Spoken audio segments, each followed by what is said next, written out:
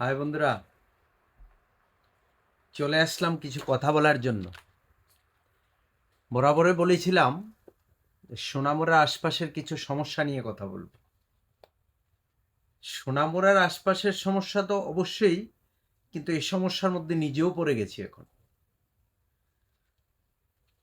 তো এই যে সমস্যাগুলি অনেকেই কথা বলে না, অনেকেই বলতে পারে না, যে বুঝে না কোথায় বলবো, কি করব, আর বলেও কিছু হয় না।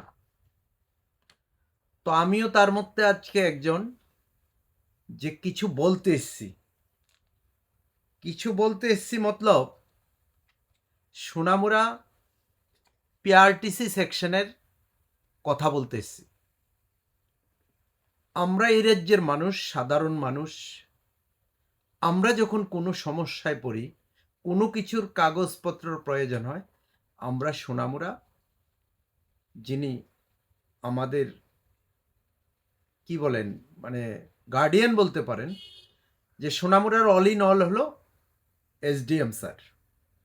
তো ওনার এখানে যেতে হবে। তো ওনার এখানে যেতে গিয়ে দেখলাম যে আমার মতো লোকের পিআরটিসি করতে গিয়ে 1 বছর ঘুরেও পিআরটিসি পাচ্ছি না।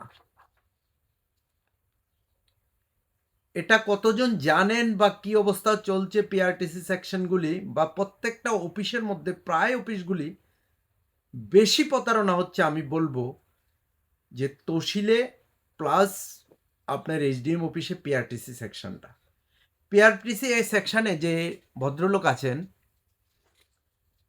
ওনার নামটা ঠিক আমি বলতে পারছি না। উনি যে ভদ্রলোক মেন দায়িত্বে আছেন, ওনার যে ব্যবহার, একদম বাজে ব্যবহার বলা যায়। সম্ভবত দুলাল বাবু ওনার নাম, যে মানুষকে মানুষ মনে করে না। ওনার কাছে যখন যাই, ওনার কাছে যখন কিছু কথা বলতে যাই, দেখেছি আমার সঙ্গে হয়নি ব্যবহারটা। আমি দেখেছি আমার পাশে যে মানুষগুলি অনেক দূর দূরান্ত থেকে এসেছিল, আমি দেখেছি আমার বাবার বয়সের থেকেও বেশি বয়স, ওনাদের সঙ্গে অবধি খারাপ ব্যবহার হয়। আমি পাশে দাঁড়িয়েছিলাম, যে ভদ্রলোক ওদের সঙ্গে যে একটু ভালোভাবে আচরণ করবে সেটাও করে নাই। কেন হবে এগুলি বলেন তো? আমরা কি এভাবেই ঠকবো? আর 1 বছর অবধি আমার পিআরটিসি পাবো না, কারণটা কি চাই আপনি বলেন? এই দেখেন, আমাকে ফেব্রুয়ারি মাসে দিয়েছিল, এটা দেওয়ার পরে আর এতদিন টাইম লাগার কথা না।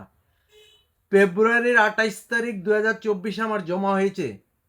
তার আগে আমি 1 বছর না হয় 6 মাস 7 মাস ঘুরে, 6 থেকে 7 মাস ঘুরে আমি বাকি পেপারসগুলি রেডি করে এটা অনলাইনে সাবমিট করেছি। তারপরে ফেব্রুয়ারির 28 তারিখ জমা হয়েছে।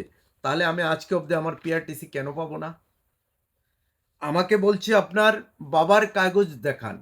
আমি বাবার কেন, আমার দাদার কাগজ দেখাচ্ছি। আমার বাবার জন্ম নয়, আমার দাদার জন্ম এখানে। আমি কি দেখাতে পারবো না তোমাকে বলো? তারপরে কি ভেরিফাই হবে আমাকে বলুন তো?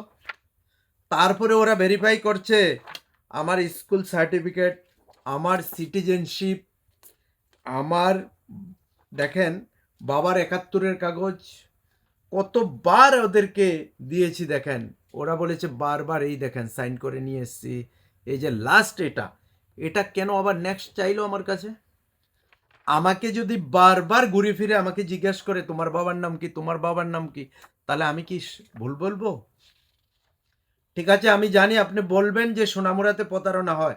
সোনামুড়া কেন হয়? সব জায়গাতেই হচ্ছে প্রতারণা। সোনামুড়াতে হচ্ছে, এটা আপনার ডিউটি, আপনি ঠিক করে দেখবেন। কিন্তু এর জন্য একটা লোক পিআরটিসির জন্য ভবানীপুর, নিদয়া, আপ টু বক্সনগর, ওইসব সাইডের অনেক দূর থেকে এসে, আমি এখান থেকে একটু জায়গা আমি চলে গেলে এখনই যেতে পারি। আমাকে 1 ঘন্টা পরে বলেন, 2 ঘন্টা পরে বলেন, আমি যেতে পারি। সাধারণ মানুষগুলির কি অবস্থা হয়? আমার দোকানটা এসডিএম অফিসের 500 মিটারের ভিতরেই হবে, 500-700 এর মধ্যেই হবে। কিন্তু আমি যাওয়ার জন্য বেশি বিপদ নয়। কিন্তু কোনো লোক অনেক দূর থেকে আজকের দিনে শুধু এই কথাটা জিজ্ঞাসা করার জন্য এসেছিল। আপনারাও আসলে পরে সদুত্তরগুলি অবধি দেন না, আমি দেখেছি। আমি কয়েকদিন গিয়েছি, আমি দেখেছি এই যে আমার বাচ্চার পিআরটিসিটা দিয়েছে আমাকে দুদিন আগে, আমার পিআরটিসিটা দিচ্ছে না। বলছে কি যে আমার পিআরটিসিটা নাকি আরেকটু ভেরিফাই করবে। তাহলে আপনি বোঝেন, আমার সব পাস দিয়ে দিয়েছে, আমাকে লিখে দিয়েছে। এসডিএম এর পিএ বলছে আমাকে, এসডিএম এর পিএ বলছে আপনার এটা আরেকটু ভেরিফাই হবে, অথচ পাস দিয়ে দিয়েছে। এখন এখান থেকে বলছে আমি দিতে পারছি না, আমরা আরেকটু দেখতে হবে এটা। ঠিক আছে, তোমরা দেখো, কতদিন দেখবে ভাই? কি লাগবে বলো, আমি তো দালালে যাব না। দালাল দিয়ে পিআরটিসি করে নিয়েছে, আমার সঙ্গে জমা দিয়ে 3 থেকে 4 মাসের মধ্যে পিআরটিসি পেয়ে গেছে, আমার প্রমাণ আছে। আর আমি বলেছি আমি 1 টাকা দিয়েও পিআরটিসি করব না। আমার কি পেপার চাই আমি সব দেব তোমাদেরকে। কিন্তু আমার বক্তব্য হচ্ছে, দাদা এরকম যদি বলতে থাকে, এই দেখেন আমি পেপার দিয়েছিলাম আমার ছেলেকে দিয়ে দিয়েছে পিআরটিসি, আমাকে দিচ্ছে না। আমাকে বলছে আরও 2 দিন পরে তুমি একবার আসো। তো ঠিক আছে, আমি তো নিশ্চয়ই যাব, কিন্তু আমার কথা নিয়ে শুধু বলছি না, সাধারণ মানুষগুলির কি অবস্থা হয়। আমিও কোনো কিছু নয়, আমিও সাধারণ মানুষ, কিন্তু আমার দোকান আপনার পাশাপাশি। আমি ভদ্রলোককে বলেছিলাম আমি বাজারে ব্যবসা করি 29 বছর। আপনার এসডিএম অফিসের যে অনেক তোয়ালি এইসব অনেক কিছু নেয় আমার দোকান থেকে নেয়। আপনার এসডিএম অফিসে আমার ব্যাংকের অ্যাকাউন্ট দেওয়া আছে আমার নামে, আপনি কি যাচাই করবেন বলে? আপনার স্যার থাকলে আমি যাইতাম, আমি বাজার কমিটি থেকে আমি ওনার সঙ্গে 2 দিন মিটিং করেছিলাম, উনি আমাকে চিনতো। কিন্তু এই পরিচয় দিয়ে আমি নিতে চাচ্ছি না। আমার পেপারসগুলি যদি ঠিক থাকে, আমাকে কেন ঘুরাবেন আপনি? এগুলি চলছে প্রতিনিয়ত, এগুলি দেখার মতো কেউ নেই, প্রত্যেকেই শুধু বাসনেই ব্যস্ত আছে। অনেক সময় দেখি দোকানে বসে থাকি, বিশিষ্ট সমাজসেবী উমক বলে তুমক বলে নাম বলে, আমরা কিন্তু শুনি, আমরা মনে মনে হাসি যে ওরা কোন বিশিষ্ট সমাজসেবী আমরা জানি। এই যে অবস্থাগুলি চলছে, ওরা কি শুনতে পাবে আজকে? আমার জন্য বলছি না, শুধু গ্রামের যে খেটে খাওয়া মানুষগুলি আসে, প্রত্যেক দিন ওরা এসে এখানে দিনটা শেষ করে যায়, ওদের বাড়িতে গিয়ে কাজকর্ম বাদ দিয়ে ওদের চলা কষ্ট হয়ে যায়। আমি দেখেছি, আমি কয়েকদিন গিয়ে আমি যা দেখেছি, যে ওদেরকে মনে করে একদম বিড়ালের মতো ওদের সঙ্গে কথা বলে, আর ওরা জানোয়ারের মতো ব্যবহার করে। আমি যার কথা বললাম না, পিআরটিসি সেকশনের যে ভদ্রলোক, আমার সামনে একদিন একজন বয়স্ক লোককে যে কথাটা জিজ্ঞেস করেছে, শুধু ও খেতে যাবে, ও খেতে যাওয়ার ভাষাটা অবধি ভালোভাবে বলেনি। তাহলে আমরা কি মানুষ নয়? আমাদের কি মানুষ মনে হয় না তোমাদের? আমি এগুলি নিয়ে বলছি এই কারণে, কারণ আমার আর রাস্তা নেই, আমি সোশ্যাল মিডিয়াতে 2-4টা কথা বলি।